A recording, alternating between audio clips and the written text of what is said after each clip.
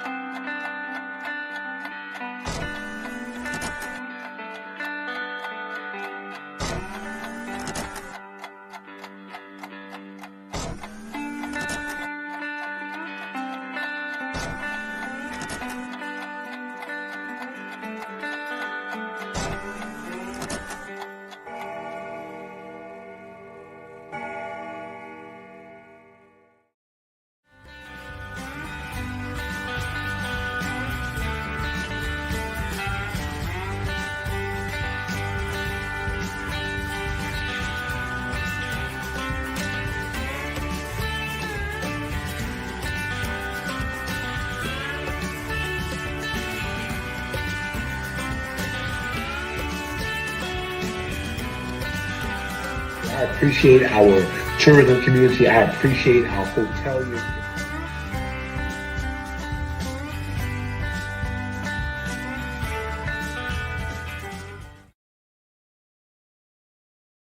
The following show and broadcast is a production of Better Savannah, an independent expenditure committee dedicated to better policy outcomes at the state and local level. The views, opinions, and statements made by the hosts and/or their guests do not necessarily reflect the views of Better Savannah.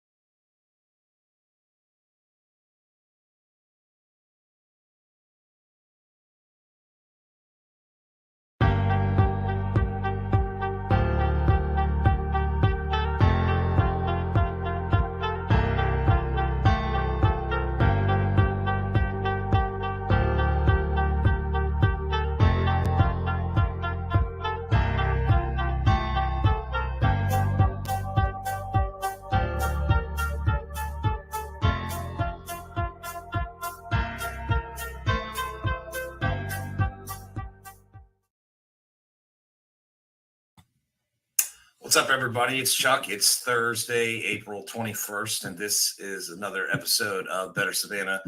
Today, we're doing a second of three-part series on our interviews for school board president candidates. We're pre-recording this a little early so we could get our special guest host in, who I want to go ahead and welcome to the program. He is Dr. Sid Chapman. He is the former head of the Georgia Association of Educators, in my opinion, at least one of the foremost experts for Georgia public schools in the state. Sid, what years were you president of Georgia GAE? 2014 through 2018, like 2 terms, and then prior to that, I was 6 terms in Clayton County of the local there, which was a full-time, second largest local in the state too. Right. Well, if you missed our interview with Ty Whiteley that aired a week ago, next Thursday, our interview with Roger Moss, the third candidate, will also air. So we'll have interviewed all 3 candidates for school board president. And our guest this week is Todd Rhodes. He's a community activist, a long time involvement in the youth sports programs in our area, and is the father of 10 children in our public school system. So he knows firsthand more than most what parents see on a day-to-day basis. I want to go ahead and welcome him in. Todd, we really appreciate you coming to sit down with us here on the Better Savannah podcast. Will you just tell us a little bit about yourself to start with, and tell us why you're running for school board president? Hello, everybody. My name is Todd Rhodes. I'm very, very much excited for this opportunity to be able to come on and speak to everyone and introduce myself to everyone. I've been very involved, born and raised in Savannah, Georgia, born and raised in this beautiful city. Uh, do a lot of things, man, more things that I can actually could think of sometimes. I have a nonprofit youth organization called the Savannah Royal Alliance Youth Organization. Founded that in 2014, so very involved in community, working with kids hands-on, just using sports as a tool to reach them, but definitely engage with the community. Also to do back-to-school giveaways, Christmas drives, Christmas giveaways for the kids, for the youth, and for the parents as well. And my wife and I, we definitely have 10 children, 8 boys and 2 girls. I'm very proud of and have been nothing but a blessing to me in my life. And that's what keeps me going. What drew you to run for this race? One second, Chad. I'll let you sit in just a second here. You can't hear him as much anymore. I'll edit that in a second here. What drew you to run for this race this year, Todd?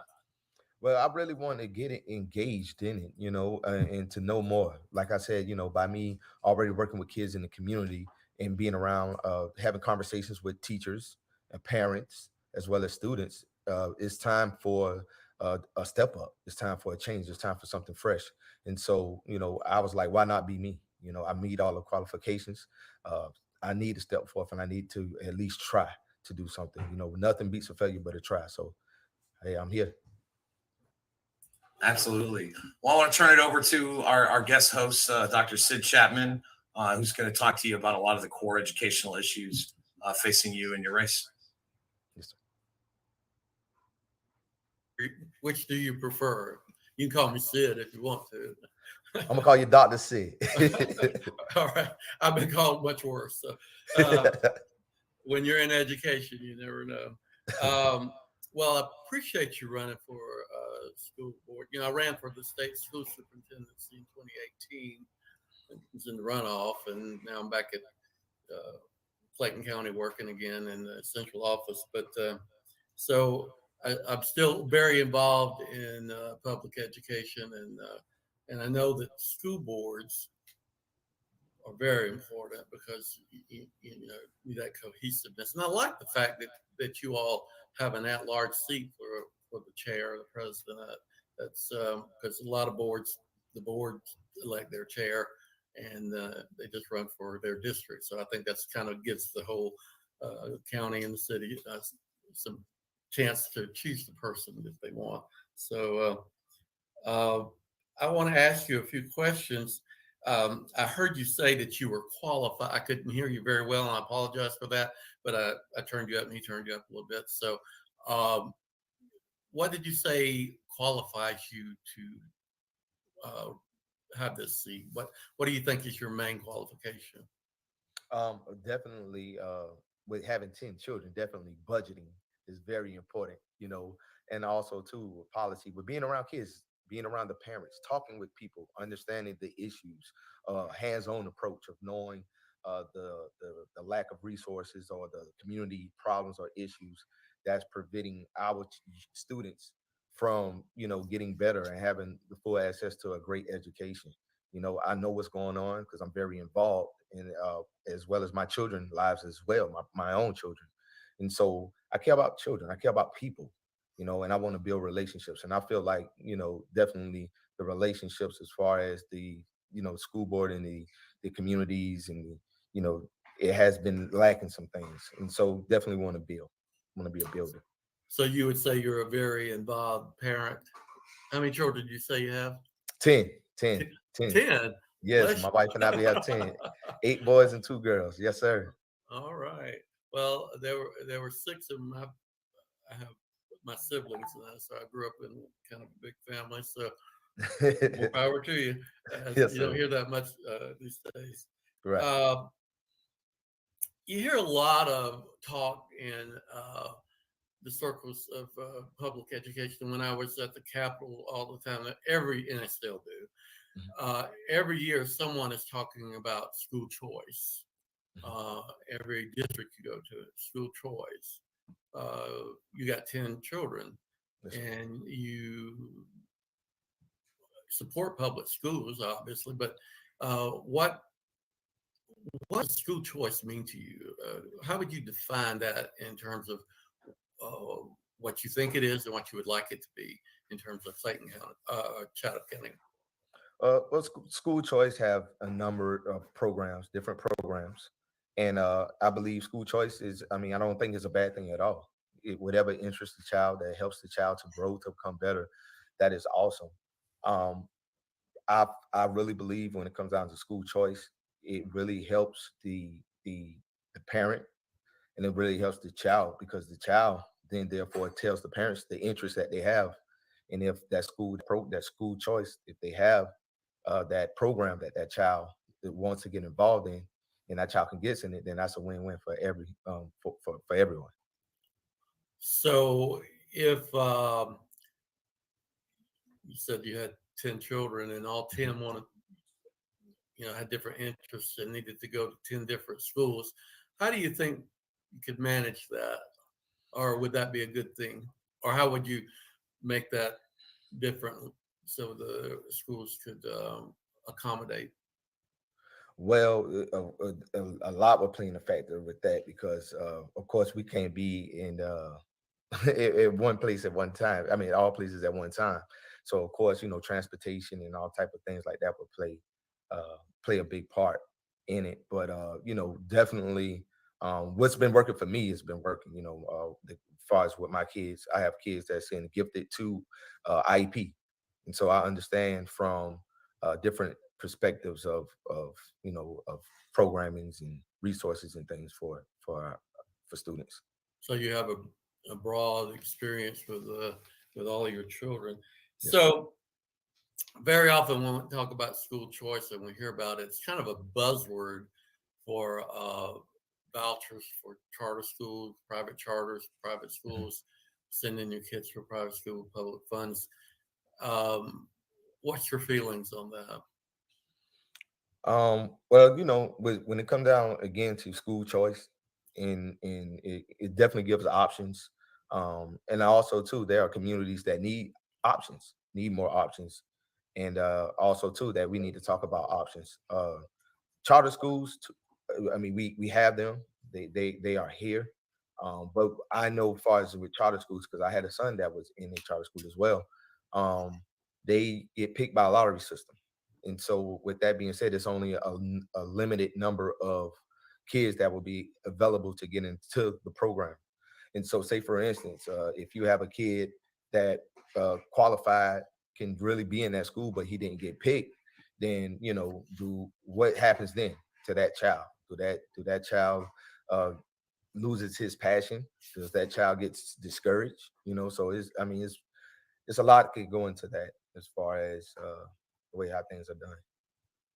Okay, so going on to charter schools, that's a big discussion these days of how much money should be taken away from a school and how much authority taken away from the local school board, and given to a charter. Do you think that a private charter should be have accountability to the local school district if they're receiving public funds? Yes, sir. I mean, I personally believe that definitely, but because if they are receiving it, I mean, it does definitely need to be transparency when it comes to funding. Okay, did I freeze or you're frozen on my side? Let me see, I'm frozen.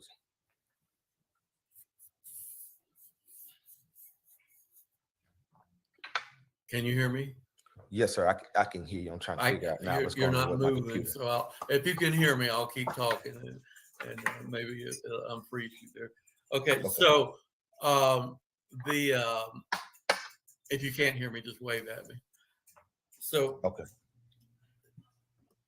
Go ahead, Sid. I think it freed him up. Then. Yeah, I don't know what's going on with this video, but I can still hear him. But we still hear you fine. Yeah, but yeah, he's frozen still. But okay, as long as you hear me, that's good. That's what I've always said anyway. So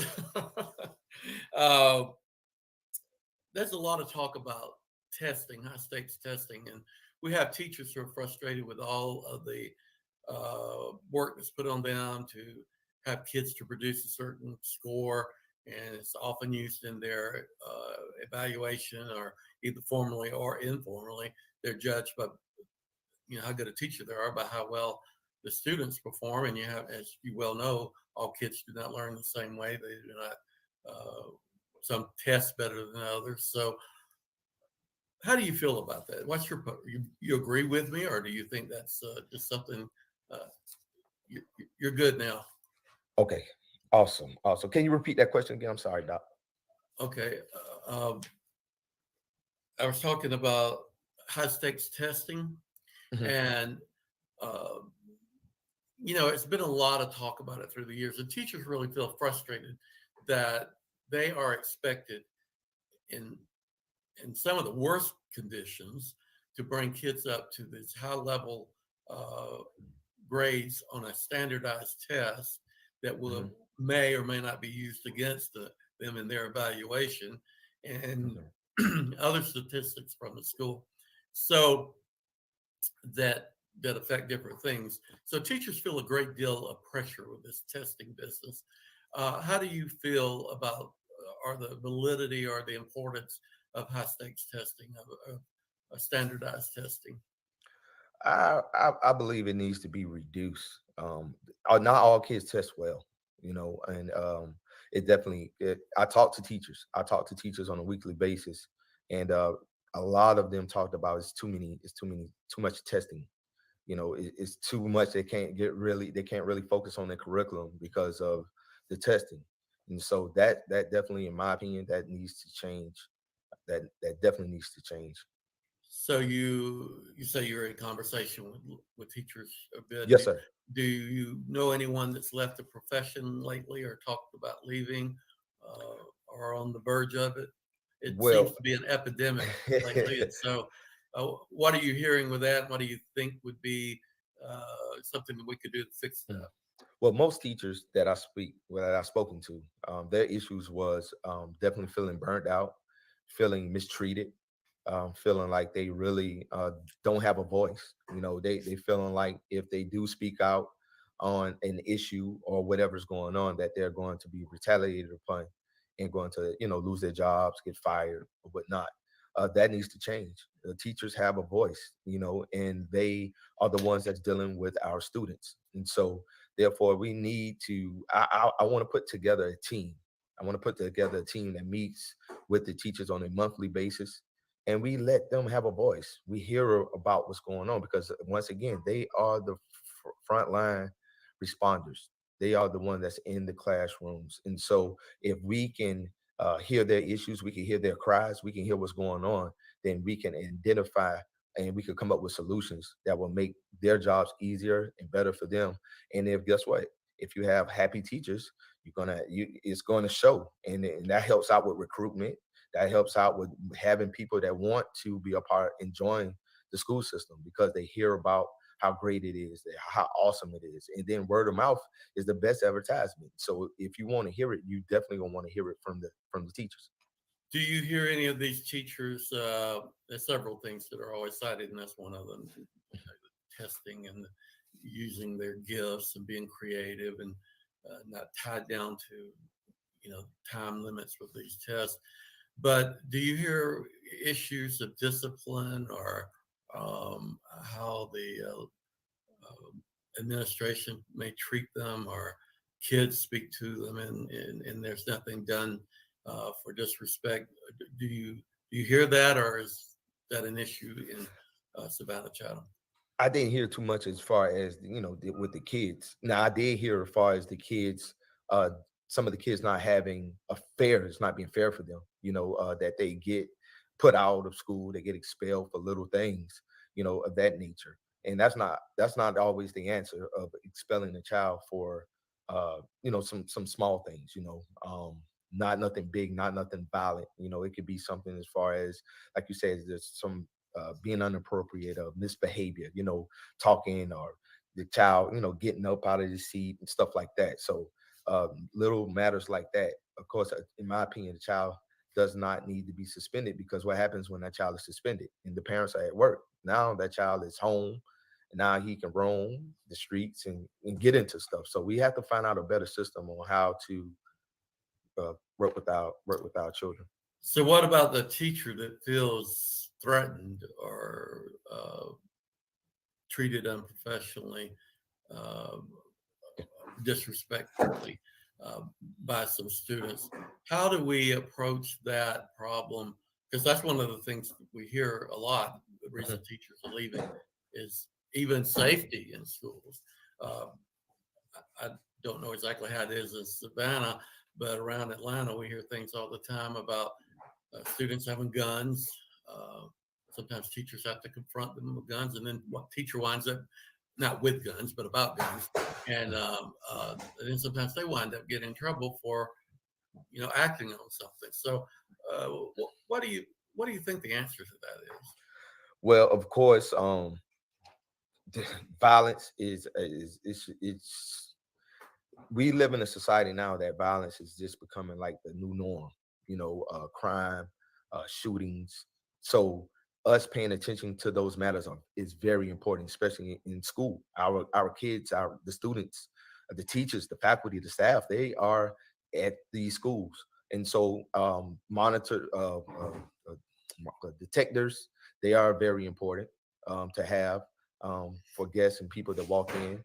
Also, too, I noticed at the schools too, what they done, they have a camera system that you mash the button before they even let you in, so no one can just come in. They have to give you access to come in, and as soon as you walk into the school, the school resource police officer is there. So those are great measures. Now, I witnessed this myself last year. It was at a football game in Savannah where I seen a couple of youth, some juveniles carrying some guns on them. And so how did they slip in? How did they get that in? I don't know. But that would be something that I feel like we need to have maybe some undercovers, more undercovers, especially off-site, off school property functions that are school functions. We need to have some people that's dressed regular in the crowd to be able to examine. That should be their job, to be able to monitor and see what's going on, because in the past, before, we had a lot of fights, and fights lead to shootings and all kind of stuff like that. So we definitely need to be engaged to know what's going on. Also, too, checking through social media. Kids are on social media. A lot of stuff, you can see it and know what's going on social media before it happens. And so definitely getting a team together to be able to monitor and look into those things to prevent it, the best way that we can. So, how many members of this school board in Savannah? How many seats are there? It's 8 districts. And you would be at large. So if there's 8 districts, the school system has approximately how many students? They have about 50, 55. No. I'm sorry. It's maybe about 30. It's I can't think of it off my head right now, but Okay. it's a good number. Well, there's several things that go on, like a system like Savannah-Chatham. It's like 2/3 Title I, which basically means that there's going to be a high impoverished group that go to the public. You have a lot of private schools in your area, which per capita is one of the largest areas for private schools in the state. So you have a lot of kids that are not able to go to a private school, or should, maybe they shouldn't. But so how do you think a teacher can handle a class full of 40 kids that come to school, maybe malnourished, doesn't have good health care, that have good parenting sometimes, or just a lot of things that a myriad of issues that they come in, like say with guns even sometimes. So how many students do you think should be in a classroom? Have you talked to teachers what they think would be the the optimum? Yes, sir. I mean, it varies. It varies. You have about anywhere between 15 to 20. That's comfortable that you are able, to work with what most teachers were saying. But anyway, you're talking about 40 kids in one class. That's challenging. And I would agree with you. And if you have 15, 20, be great, or even 25. But when you got 40 kids and one teacher, no para, and discipline's already a problem, and so you got to get them set to take a test, and you know so much time to do it. It really puts a lot of stress on teachers, and if they're not feeling supported. So what we're finding is that teachers are leaving the profession in droves. Like average is 5 years in the profession. Mhm. And if that trend continues, even the state's talking about bringing retired teachers back at full pay, and allowing them to draw their retirement in some of these more difficult areas. What do you think about that? About teachers leaving so much? How do we address those problems I just threw out? By talking to the teachers. Matter of fact, we have about 38,000. It's about 38,000 students that's in Savannah-Chatham County Public Schools. I think we address that issue by really talking to the teachers, listening to the teachers, finding out what is going on, talking to them. How else would you know what a problem that someone has if you're not communicating with them, to listen to them and see what's going on? And that's why I say it's so important to have a relationships. Relationships are important. That's how we communicate. We communicate. No relationship is possible without communication. And so it's so important to me to be able to listen, to see what's going on, because we all know that different schools have different needs. And so therefore, we may be thinking of that may be an issue over here, but it's really not. And over there, it really is. So we definitely want to be able to listen to the teachers to find out what's going on. Well, I see my friend Chuck just put up a graphic there. Can you see that on your side, Todd? Yes, sir. Yes, sir. I can see it. So you see that lack of parental involvement is up top of the list, Mhm. and then too much focus on standardized testing, cuts to funding for programs like art, music, and PE. A lot of people think that the art's not important, PE's not important.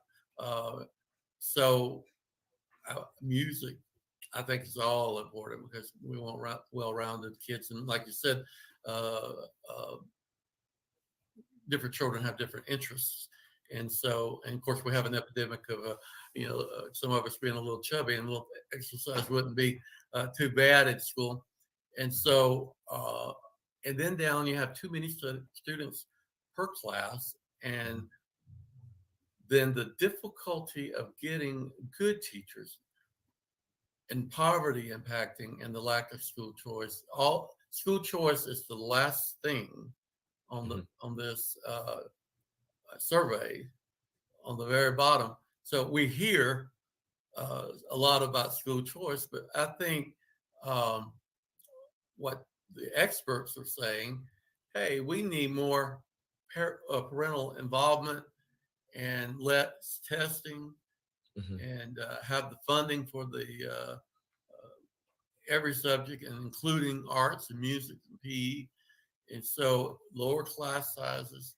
So I think you'd get good teachers if we could get a grip on that. People would stay in the profession. So many colleges of education are just declining greatly in numbers of teachers going and into the school to prepare. So what does that graph?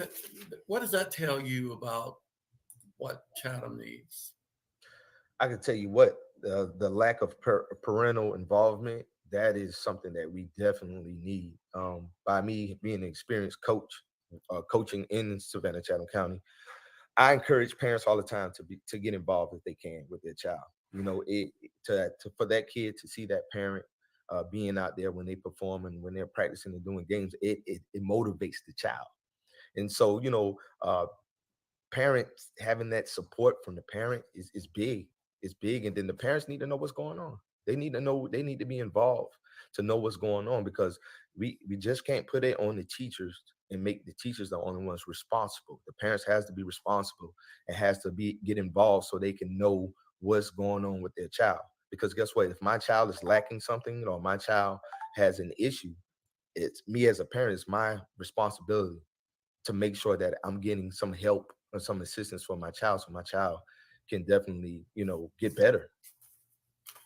Todd, So- let me jump in here real quick and ask Sure. a question, because I think the question we're kind of dancing around and trying to get a good answer on here, Todd, is that one of your opponents, Roger Moss, who we'll be interviewing next week, he has made this issue of school choice the centerpiece of his campaign. And I think we're trying to just push back and highlight that, according to the experts in this field, it is a concerning issue, right? 10%, 9%, of respondents, but it's just nowhere near the dramatic level of education experts responding that the lack of parental involvement, too much focus on standardized testing, cuts to specialized programs, too many students per class, difficulty getting good teachers, and poverty and hunger. I just think those issues are so much higher on the list for Chatham County, and I'm worried that people who support the charter and voucher movement, maybe trying to test case things out here in Chatham County, that we're really not the right district to be testing those out for. We really need to fix what we have before we try and reinvent the wheel. Knowing what you see here on the screen, given a 4-year term, that there's only so much you can accomplish. Where would you prioritize these issues you see in front of you during your term? I would definitely say parental involvement, poverty, and hunger impacting student learning. Also, too, focusing in on the teachers having a voice. Also, too, the parents having a voice as well. And also making sure that we have programs for our kids to keep them engaged, to keep them off the streets, and to keep them motivated to want to do right. So that's what I would definitely work on, working on in that time frame. Go ahead, Sid. Okay, so as you see those were the same issues when I was running for state school superintendent. If you remember that, Chuck, we still haven't resolved this. The legislators just do not listen. They don't appropriate the right money. School, State Department of Education, they focus on all the wrong things. I think local school boards very often are forced to focus on these test scores and put pressure on teachers because there's funding involved with it. And so how do you build that group of folks?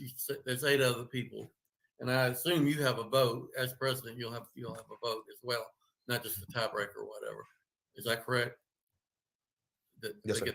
You'll get the vote. So Yes, how do you build that consensus with these 8 other people to get on board with what you think, because you're going to be driving the bus a little bit, driving the sails and everything. Y'all down on the coast, so I'll use boats.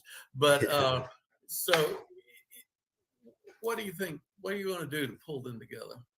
Well, definitely communication is the key. So I definitely want to have an open line of communication where we talk and we discuss matters. We talk about things, and we can agree to disagree.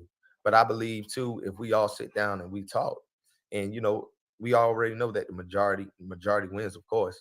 But I believe, if everyone is for the kids like they say they are, it shouldn't be difficult to make the right decisions and the right choices for our students. We should be able to make the right choice for our students very fast. That's nothing that should be an issue, to make the right choice for these students not just for now, but for the future. Well, I think one thing we've pinpointed through our conversations with Dr. Sid and with some of the candidates thus far is that class sizes, particularly in K through 5, need to be as low as possible. I believe our pre-K is like 14-1 or 15-1. Yes.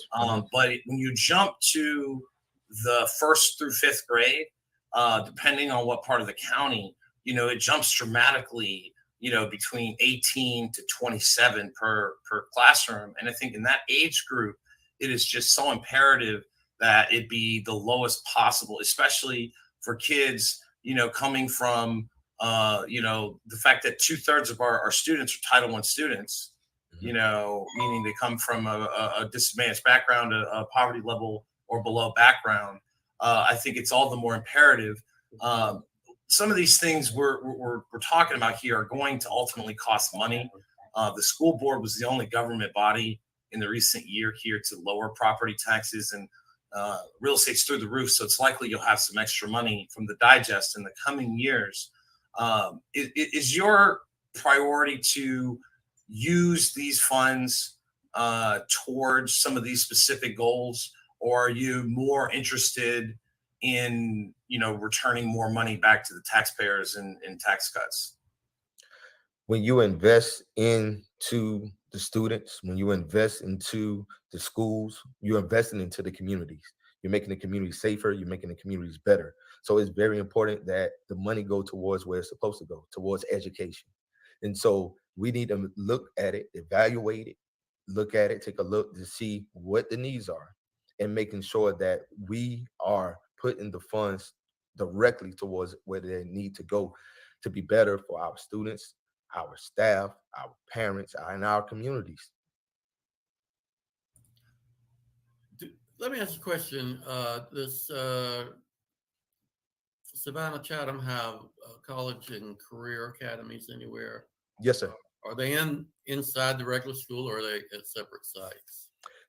They are inside the schools. Different schools have different things, and they have some wonderful programs, and I've seen some wonderful programs. I know Savannah High, they have a great program there, where they have cosmetology, they have barbering, they have catering, they have all type of different things, nails, hair, spa. Yeah, those are the things that we definitely need for our kids, because it gives them a trade pathway from when they graduate on things that they love to do, and then they can become entrepreneurs in the future. And it's something that's great. The kids love it, they love it too. Yeah, I'm sure Chuck will remember this.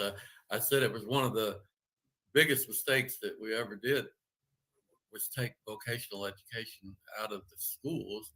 You can't. Well, let me ask you this: what do you think? So you sound like you agree with that. So part of the argument was that we need kids with these high tests, and they all got to do these high tests, and they all need to go to college, to a regular liberal arts college, instead of a technical school or a vocational school. So do you think that's any less than the liberal arts? Let me give you my testimony. Okay. When I graduated high school back in 2004, of course, I had children, and so I decided, I was supposed to go to college. I had a scholarship actually to Georgia Military College, and I was supposed to go there for ROTC as well as baseball. Okay, that didn't work out, and so of course I went to work. The jobs that I was working at the time, they gave me some experience, but it wasn't nothing much that hold a lot of weight with pay. And so my wife, she encouraged me to go get my CDLs. I went to Savannah Technical College, got my CDLs, and I drove for a while, got my experience up. And, I was blessed to get a truck. Someone blessed me with a truck, my own truck. And, I just took off from there. So trade is so important. I'm going to college now. I'm in the process of earning my bachelor's now.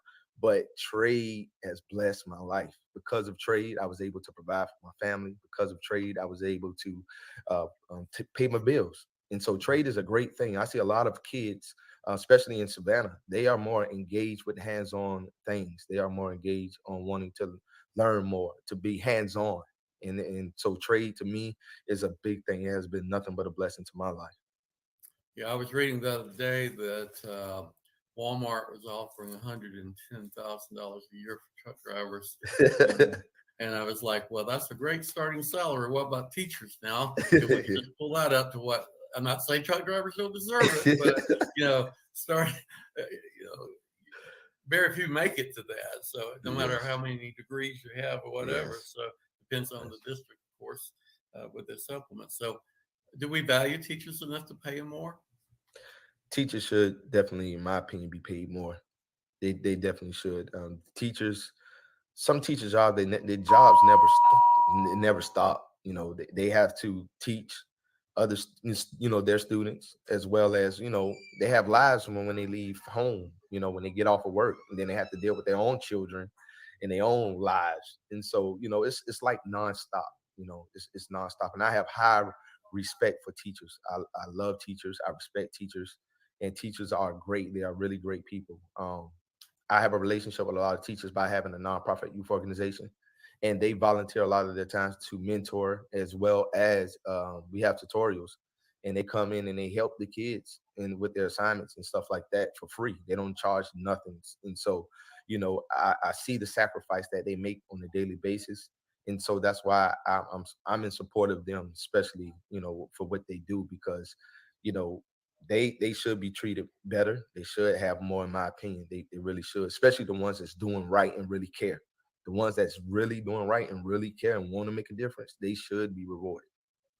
Well, a lot of folks down your way believe that SCAD should be paying a little bit more into the public school system. What do you think about that? Well, SCAD doesn't have anything to do with the school system. I mean, that's just my opinion. And now if SCAD wants to help out, thank God for that.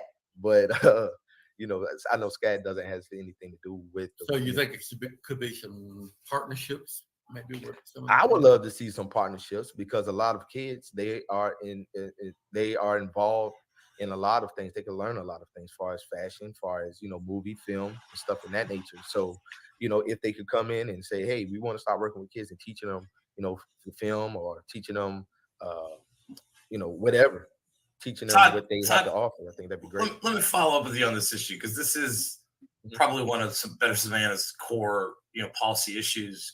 If SCAD was a for-profit institution, they would be paying approximately $30 million in property taxes, about 12 million of that, which would go to the school system, right? We're not suggesting that they should pay that type of bill. That's ridiculous, right? There's a huge economic impact. There's a cultural impact. They do give back.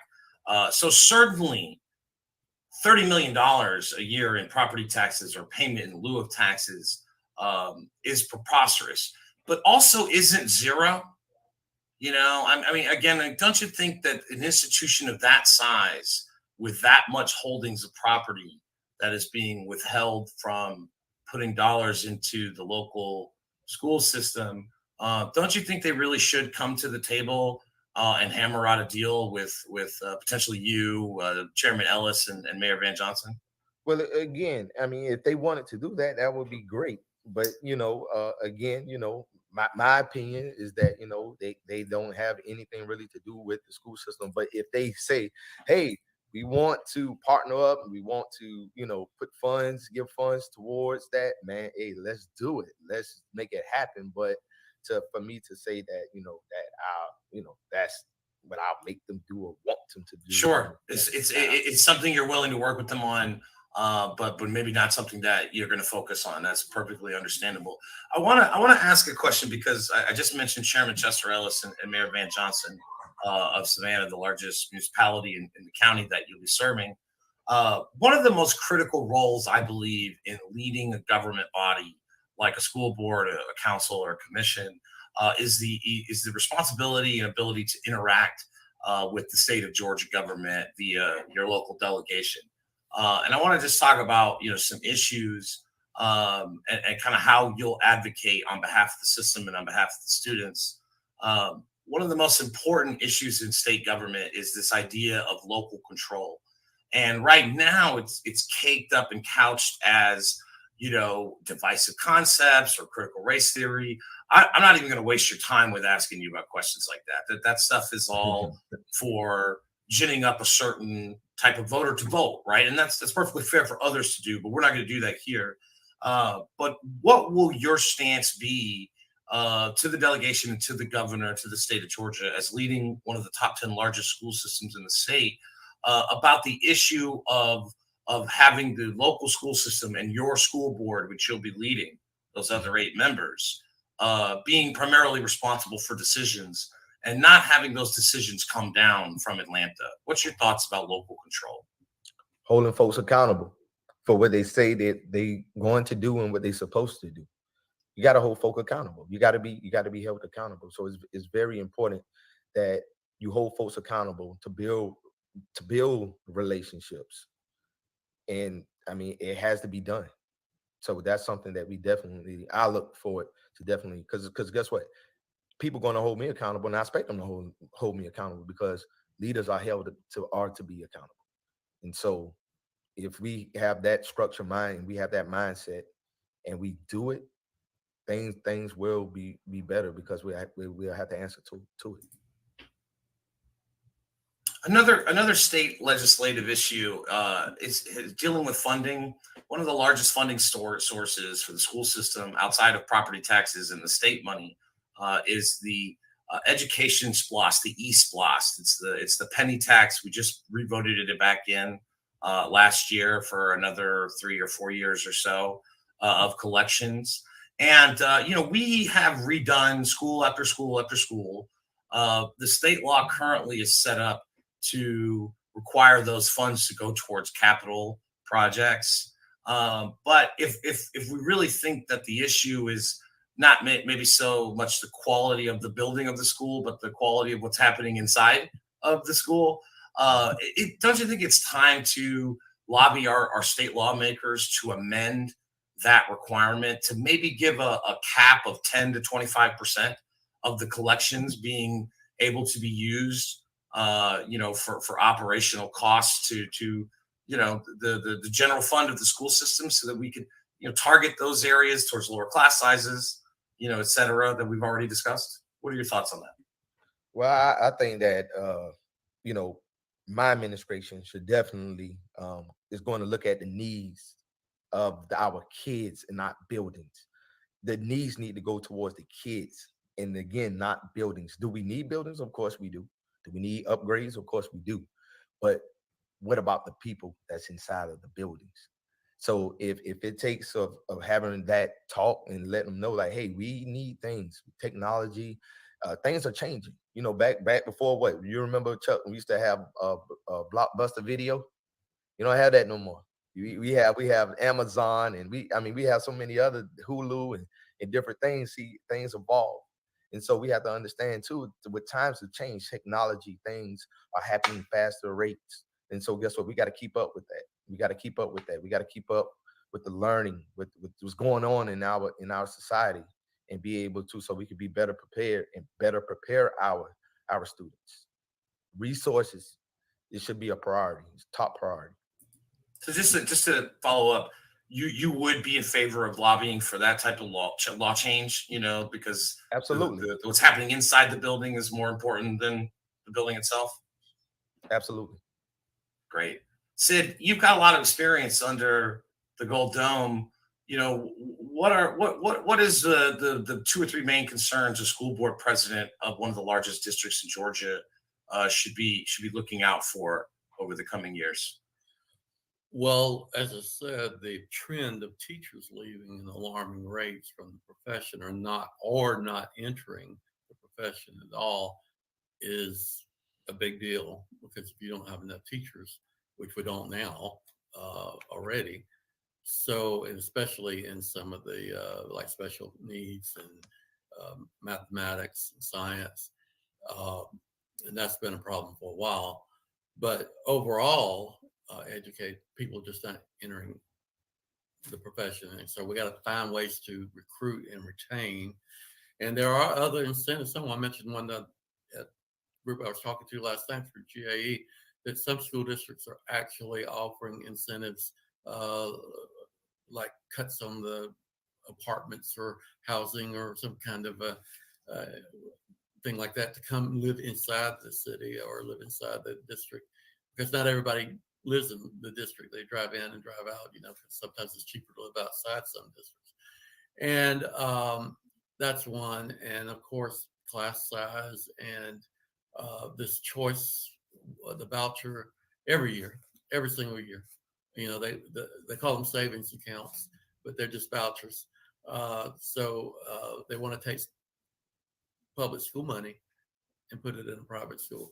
And so if they're private charters, they use the charter word, and everybody thinks, oh, that's okay. But you got to make sure charters are accountable. That's what the big problem is. That so many of these schools, they start, anybody can start a charter school or any school for that matter, but you keep seeing people go into jail, and you keep seeing things unaccounted for, and you're getting all this public money. And so that's why you are a fiduciary officer of all the monies of the school district. So the accountability with the school district is much greater than these schools, other schools. And so we need to focus on that, I think, making sure that there's accountability in all of these charter schools or private schools or whatever, especially if anybody's going to get any savings accounts.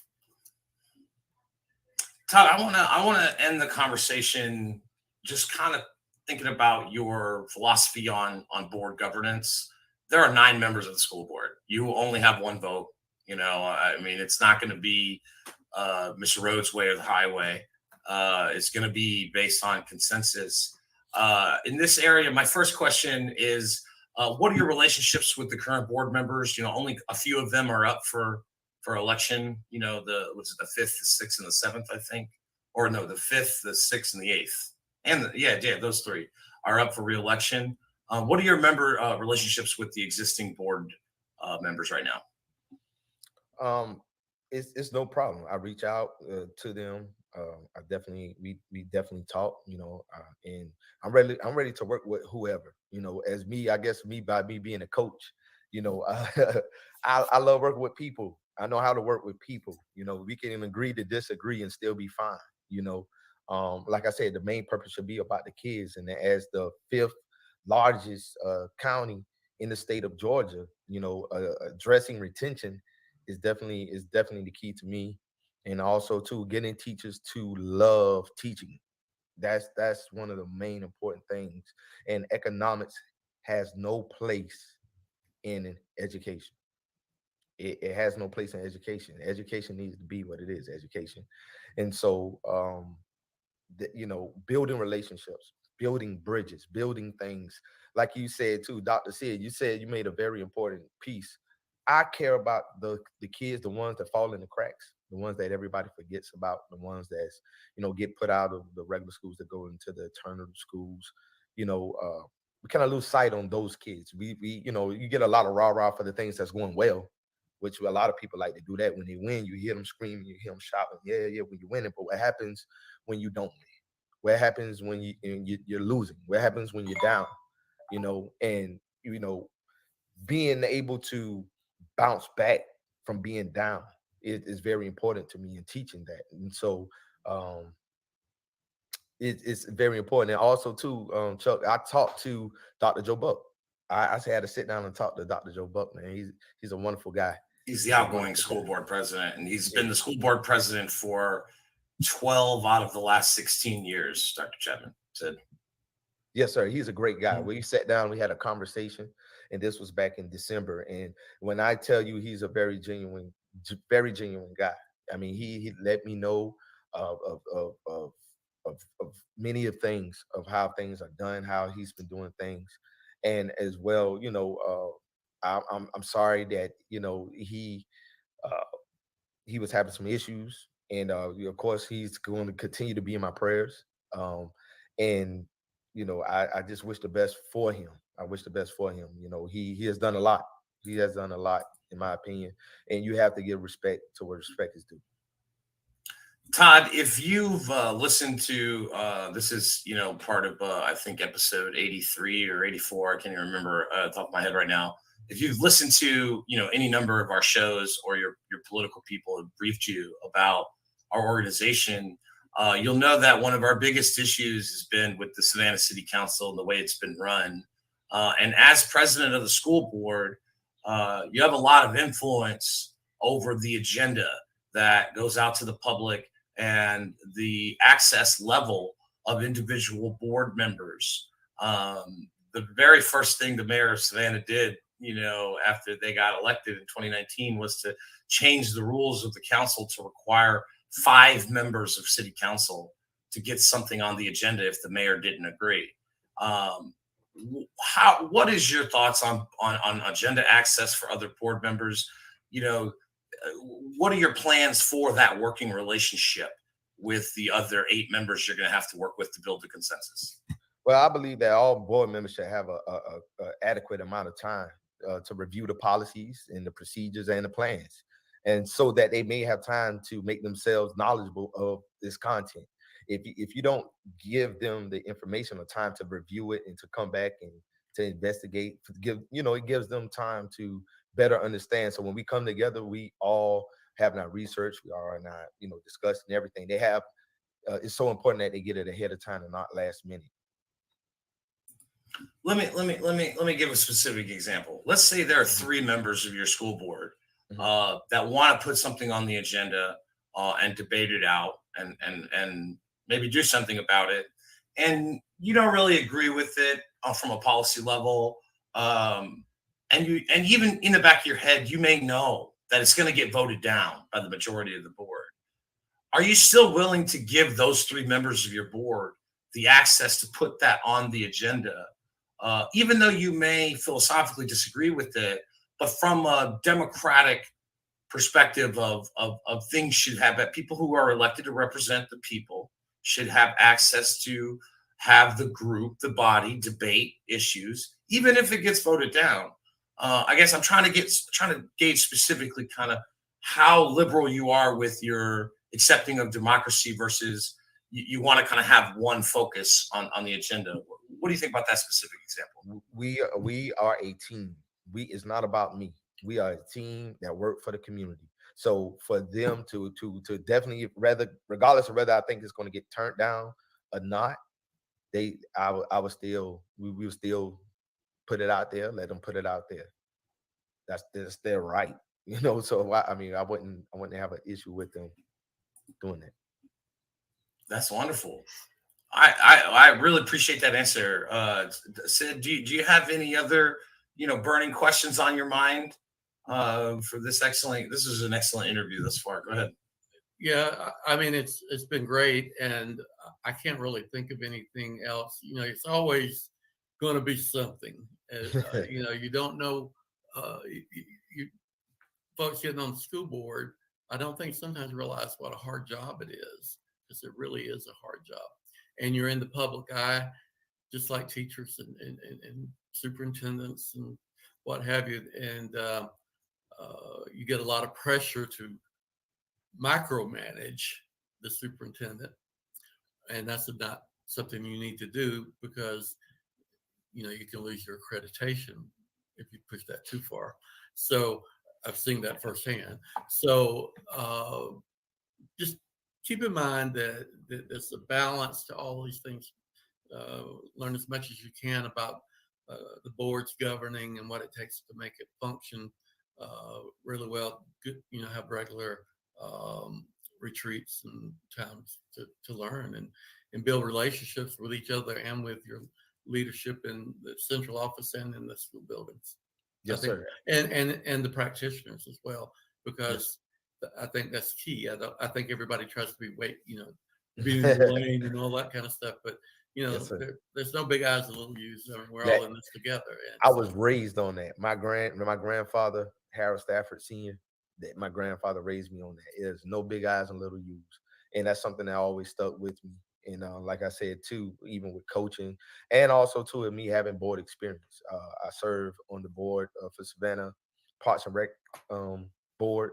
Served in there for 3 years. We worked together. We got things done. We got some things done together as a team that was better for our children in Savannah-Chatham County. Now, our coaches now, because of it, us coming together. This is the first time that they're giving funds to teams and organizations to help out with expensive items like equipment, funding for uniforms and stuff like that. So that's a blessing. That is definitely a blessing. And also too, being on the board of a nonprofit youth organization as well. That's healthy and still thriving. So that is a blessing. And I want to continue to learn more. I want to continue to grow. I want to continue to be able to inspire and be able to help people and let people know that you can do anything you put your mind to do. If you all you got to do is have the right attitude. If you have the right attitude and you definitely have the passion and it's your calling, it's your drive to make things move. Nobody expect me to be in a position where I'm at now, especially having 10 children. Was it always easy? It was not easy at all. But I never quit and I never accept defeat. I kept on doing it. It was one time we had one vehicle, and I used to walk all the way from the Midtown Savannah to Port Wentworth, across Gate Road, because my wife had to have the vehicle to take the children to school and for her to go to work. A man got to do what he got to do, and so I don't say that to complain or to talk down on it. I use it as a motivation because it kept me going, and I know it wasn't gonna always be like that, but I had to do it, and it made a man out of me by doing it, and I thank God for that. Todd, I've got one more final question for you. And for those of you who are listening on the screen right now, people who will listen to this as a podcast in an hour or two, on the screen right now is the website Rhodes for Youth. That's the number 4, RHODES, Rhodes4Youth.com is your website. We've asked all the candidates this question, and I'll just, I'll tell you something you already know, obviously, but this is really the marquee political race for Chatham County for May 24th. It's a bipartisan race, meaning it's a nonpartisan race that appears on both the Republican primary and the Democratic primary, and it will have the most amount of votes cast for a local race here this year. There's a lot of people that want to see things get divisive. There's a lot of people attending board meetings being divisive. We're asking this of all the candidates. What's something you like about your two opponents? What's a nice thing you've come to learn about both of your opponents thus far in the campaign? Well, one, I know to give honor to what is due first and foremost, for Mr. Roger Moss to do things in the children choir and to do what he has done. That is well. That's good. And for Todd to be an early educator to be able to work with kids, and also her being and her success and the things she do, I wish them all well. I wish everybody well, and regardless of how this turns out, I pray that they remain to be blessed and that they keep thriving and keep doing what they do, because it's a help somewhere. Well, look, I really appreciate you sitting down. If you want to give our audience any more information about how to get in touch with you, or just any other closing thoughts, I told you we'd keep this right around, a little bit over an hour, just a few minutes over an hour. I'm going to be right on it. So again, I really appreciate you taking time out of your schedule, especially to record here with Dr. Sid, who has to go to another Democratic Party event here soon after we record this, so that we could broadcast it this evening. But just give us your closing thoughts and any information you want our audience to know. Yes, I'm in this race for the next generation. Race stands for reliability, accountability, consistency, and equality. That's what I'm in this race for the next generation. And so I'm thinking, I know that on May the 24th, I'm hoping that Savannah wants to see great change and wants better for our youth. Come out and vote, because Savannah, the future of Savannah depends on you. And when you come out and vote, whoever you decide to win, whoever you decide to vote for and win, that's the result you're going to have. And I'm telling you right now, with me, I'm going to give it everything that I got. I'm going to give it everything that I have. And once again, I'm passionate. I love people. I serve. I was born to serve. I have a heart to serve. I'm going to give it everything. So serving my community, regardless of the results, how May 24th going to go, I'm still going to serve, because it's in me to do it. And so on May 24th, remember Rhodes for Youth. Remember Rhodes. Remember Todd Rhodes. And I promise you, I promise you, Savannah, I'm going to do right by these kids. I love these children, and I'm in this race for the next generation. Reliability, accountability, consistency, and equality for all. Todd Rhodes, candidate for school board president of Chatham County Public Schools, www.rhodes4youth.com. Check more out about him. Thanks for stopping by and talking to us. Hey, thank you all for having me. Nice meeting you too, Dr. Sid. Hopefully we'll speak again. Good luck. Absolutely. Just a little housekeeping. That was Sid. I can't thank you enough for joining us. That was really an excellent interview. Maybe I should start a talk show. I think you should, or maybe like you said to me the other day, maybe you should have ran again for state super. But another question for another day. Next Thursday, come back. We're gonna have another interview with the third candidate for school board president, Roger Moss.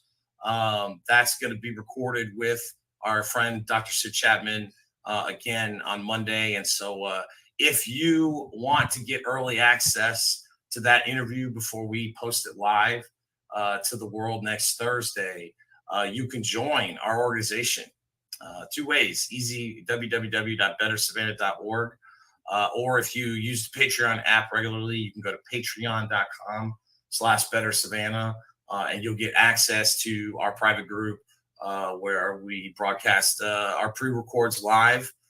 So I'll be editing, putting some of the extra videos and stuff in, for tonight's show that we broadcast in about 50 minutes. I got to do it quick, but I really appreciate everybody stopping by, and come back next week for our part 3 of the third rail series about Chatham County School Board. Sid, I'll talk to you soon. Thanks so much. All right, bud.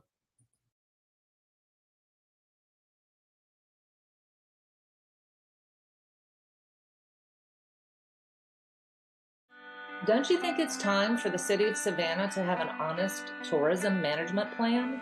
Let SCAD start paying its fair share? And the hospitality industry needs to increase its wages? The impacts of new growth should not cost residents. All local elected officials on council and commission should have term limits. We're working hard to accomplish these policies. We need your help.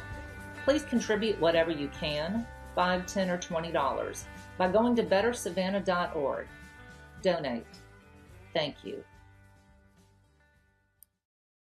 Taking a step forward by at least acknowledging that we need to do better, but the problem is we still don't have a plan to pay for it. But I got a plan. It's a plan that's been more than a decade in the making. It's called Medicaid expansion, and it is time for I do not think the waivers are enough. The ACA is now basically 10 years old, and the ACA was designed to cover those uninsured individuals through Medicaid expansion. So I support full Medicaid expansion. Without it, we still have, I want to say, between 700 and 800,000 Georgians in the coverage gap.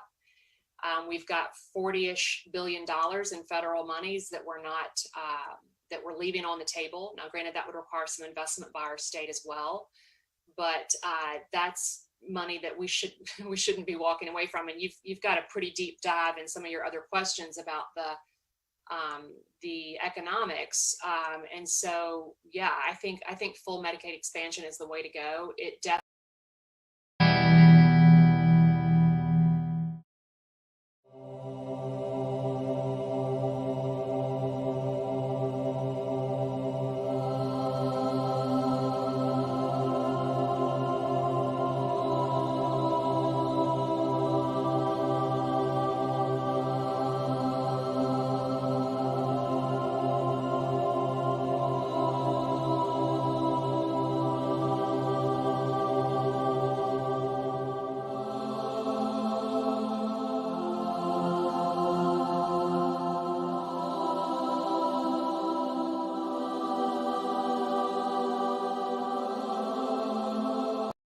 Hi, my name is Roger Moss. I'm running for Chatham County School Board President.